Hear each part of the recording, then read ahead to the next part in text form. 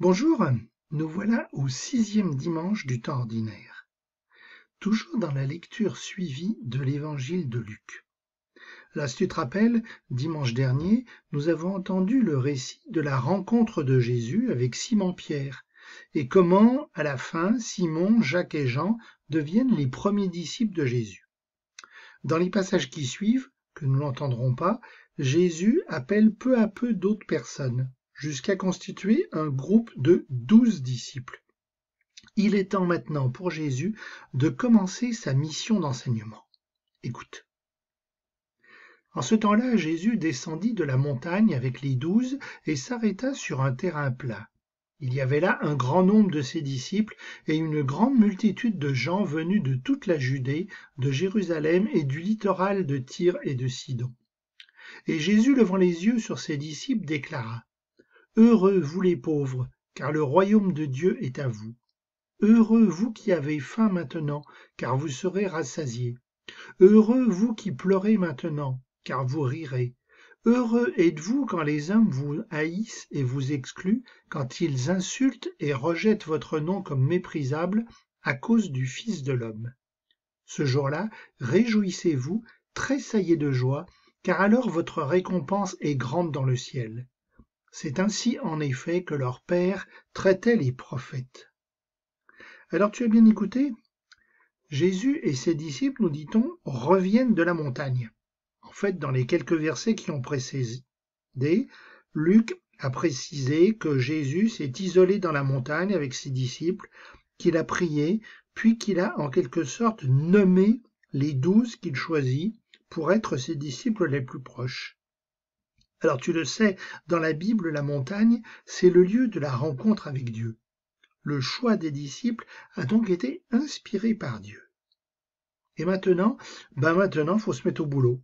Et il y a beaucoup de gens présents d'un peu partout, de tout le pays, dont des personnes qui sont aussi des disciples, même s'ils ne font pas partie des 12. Jésus va en quelque sorte donner le programme général de son enseignement. Alors son programme débute par 4 phrases qui commencent toutes les 4 par « heureux ». Cela te rappelle quelque chose ? Peut-être oui. On entend un discours très similaire dans l'évangile de Matthieu. Mais en Matthieu, il y a 9 phrases qui commencent par « heureux ». Alors, de quoi doit-on être heureux ? D'être pauvre ? De ne pas manger à sa faim ? D'être triste ? D'être insulté ? Non, je ne crois pas que Jésus nous souhaite cela. Ce qui est important dans ces phrases, c'est le « car ». Car la récompense, comme dit Jésus, est grande dans les cieux. Sont heureux ceux qui vivent dans la joie et dans l'amour de Dieu, quelles que soient les difficultés de la vie. Mais le discours de Jésus ne s'arrête pas là.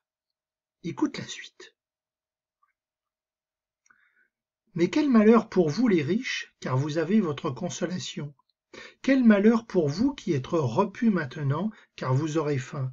Quel malheur pour vous qui riez maintenant, car vous serez dans le deuil et vous pleurerez. Quel malheur pour vous lorsque tous les hommes disent du bien de vous. C'est ainsi en effet que leur Père traitait les faux prophètes. Alors tu as bien entendu, après 4 phrases qui commençaient par heureux, Jésus reprend 4 phrases qui cette fois commencent par quel malheur. Alors ça, on ne l'entend pas dans le discours de l'évangile de Matthieu. Et attention, Jésus ne dit pas malheur à vous. Il ne pose pas de jugement.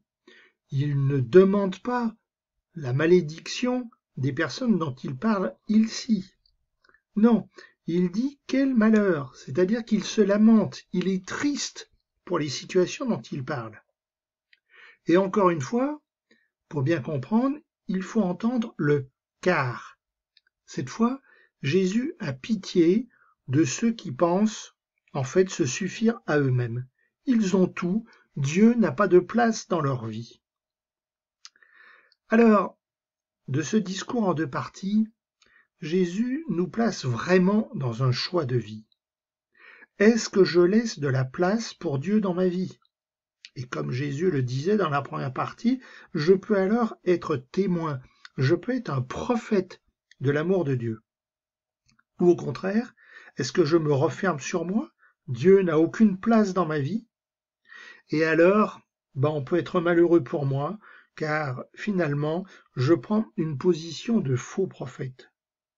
C'est un vrai choix de vie que Jésus propose.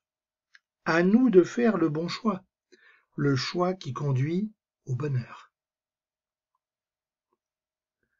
Jésus, tu donnes les conseils pour marcher avec toi.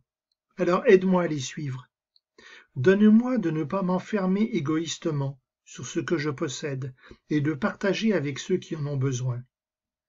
Donne-moi de rester à l'écoute des peines et des difficultés des autres.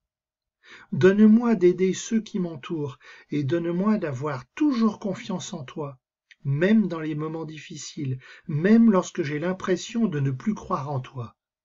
Amen.